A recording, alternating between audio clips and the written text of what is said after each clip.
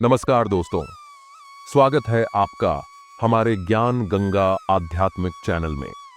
आज हम आपको भगवान श्री कृष्ण की 5 ऐसी अद्भुत और रहस्यमयी लीलाओं के बारे में बताने जा रहे हैं, जिन्हें सुनकर आपका मन आश्चर्यचकित हो जाएगा। श्री कृष्ण सिर्फ एक महान योद्धा और दार्शनिक ही नहीं, बल्कि उनके जीवन की लीलाएं इतनी अद्भुत थीं कि वे आज भी रहस्य बनी हुई हैं। तो चलिए बिना किसी देरी के शुरू करते हैं। पूतना वध कौन थी?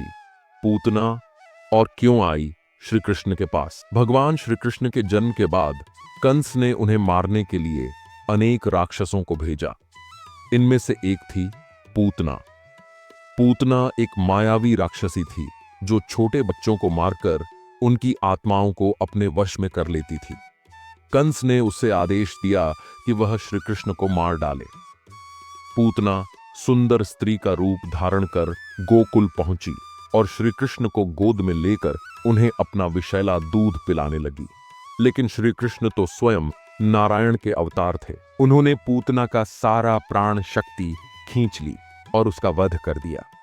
आश्चर्य की बात यह थी कि पूतना जो बच्चों की हत्यारी थी, उसे भगवान श्री कृष्ण ने मुक्ति प्रदान की और मां का दर्जा दिया। यह लीला हमें सिखाती है कि चाहे कितनी भी बुरी प्रवृत्ति हो, जब कोई भगवान की शरण में आता है तो उसका कल्याण निश्चित होता है। गोवर्धन पर्वत उठाना कैसे श्री कृष्ण ने इंद्रदेव के अहंकार को चूर किया। गोकुल में जब लोग इंद्रदेव की पूजा कर रहे थे, तब श्री कृष्ण ने उन्हें समझाया कि प्रकृति की पूजा करना अधिक महत्वपूर्ण है। उन्होंने सबको गोवर्धन पर्वत की पूजा करने को कहा। यह देखकर इंद्रदेव को बहुत क्रोध आया और उन्होंने गोकुल में भारी वर्षा शुरू कर दी। गोकुल वासियों को बचाने के लिए श्री कृष्ण ने अपनी छोटी अंगुली पर पूरा गोवर्धन पर्वत उठा लिया और सभी को उसके नीचे शरण लेने को कहा। 7 दिनों तक श्री कृष्ण ने पर्वत उठाए रखा और अंततः इंद्रदेव को अपनी गलती का एहसास हुआ। उन्होंने श्री कृष्ण से क्षमा मांगी और आशीर्वाद प्राप्त किया। यह लीला हमें यह सिखाती है कि सच्ची भक्ति अहंकार को नष्ट कर सकती है और भगवान हमेशा अपने भक्तों की रक्षा करते हैं। 3. कालीय नाग का दमन। यमुना नदी से विष कैसे हुआ समाप्त? यमुना नदी में एक विशाल और विषैला नाग था जिसका नाम कालीय था। उसकी वजह से यमुना का पानी जहरीला हो गया था और कोई भी वहां स्नान नहीं कर पाता था। एक दिन श्री कृष्ण ने देखा कि गोकुलवासी इस समस्या से परेशान हैं। उन्होंने कालीय नाग को सबक सिखाने का निश्चय किया। वे सीधे यमुना में कूद गए और कालीय के सिर पर नृत्य करने लगे। श्री कृष्ण के दिव्य प्रभाव से कालीय नाग हार मान गया और भगवान से क्षमा मांगी। श्री कृष्ण ने उसे यमुना छोड़कर किसी अन्य स्थान पर जाने को कहा और इस प्रकार यमुना को शुद्ध कर दिया। यह लीला दर्शाती है कि जब अधर्म हावी हो जाता है, तब भगवान उसे नष्ट करने के लिए स्वयं आते हैं। 4. रुक्मिणी हरण। जब श्री कृष्ण ने अपनी प्रिया को बलपूर्वक विवाह किया, रुक्मिणी विदर्भ के राजा भीष्मक की पुत्री थीं और उन्होंने श्री कृष्ण को मन ही मन अपना पति मान लिया था।